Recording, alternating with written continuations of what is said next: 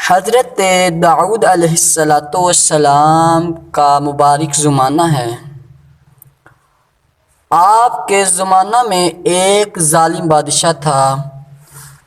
لوگوں نے حضرت داؤد علیہ السلام کے پاس اس ظالم کی اس ظلم کی درخواست پیش کی۔ عرض کیا، یا نبی اللہ، آپ اس ظالم سے ہمارا انصاف کیجئے۔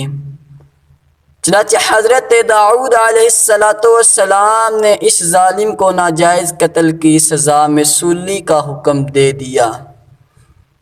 اسے پہاڑ پر لے جا کر سولی دیا گیا۔ سب لوگ یہ منظر دیکھ کر اپنے گھروں کو چلے گئے اور وہ ظالم سولی کی پکڑ میں تنہا رہ گیا۔ اس کے بعد اس نے اپنے معبودان باطل سے گریہ زاری کی، لیکن انہوں نے اس کی کچھ فائدہ نہ دیا۔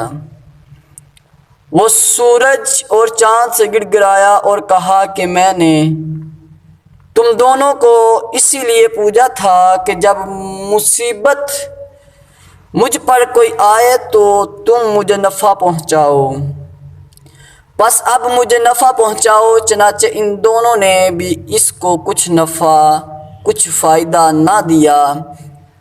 اس کے بعد اس نے اللہ تبارک و تعالی کی طرف رجوع کیا، رب کائنات کو اس کے ناموں سے یاد کیا، اس سے نالہ و فریاد کی، اے میرے رب، میں نے تیری نافرمانی کی، تیرے غیر کو پوجا، لیکن اس نے نفع نہ دیا۔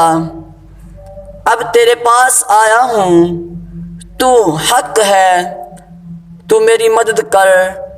اللہ تبارک و تعالی نے فرمایا کہ اس نے اپنے معبودان باطل کو عرصہ دراز تک پوجا، لیکن ان سے نفع نہ پایا۔ اب مجھ سے پناہ ڈھونڈی اور مجھ سے دعا کی، میں نے اس کی دعا کو قبول کر لیا۔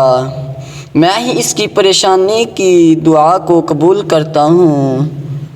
اے جبرائیل علیہ السلام، میرے اس بندہ کے پاس جاؤ اور اس کو سلامتی و عافیت سے زمین پر اتار دو۔ چنانچہ حضرت جبرائیل علیہ السلام نے ایسا ہی کیا۔ صبح کو لوگ حضرت داؤد علیہ السلام کے پاس گئے اور ان سے کہا کہ اس کو لکڑی سے نیچے ڈالنے کے لیے ہمیں حکم فرمائیں۔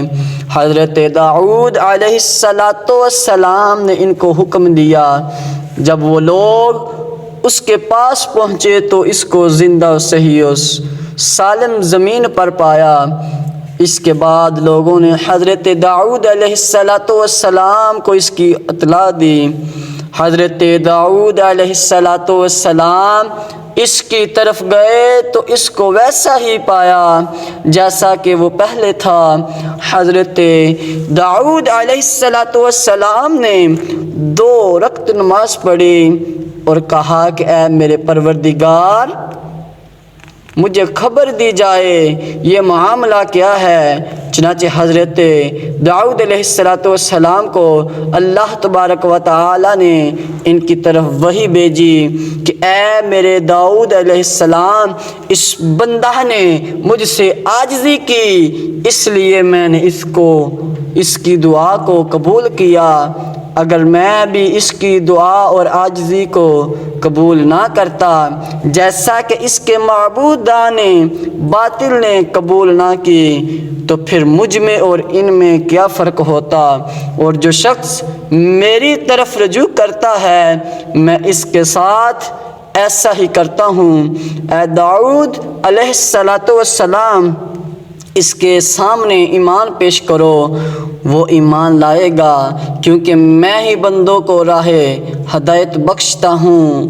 حضرت محترم، آپ نے سنا کہ اگر ایک منکر بارگاہ الہی میں سچے دل سے فریاد کرے، اس کی بھی سنی جاتی ہے، تو اگر ماننے والا اپنے رب سے مانگے گا، وہ کب محروم رہے گا؟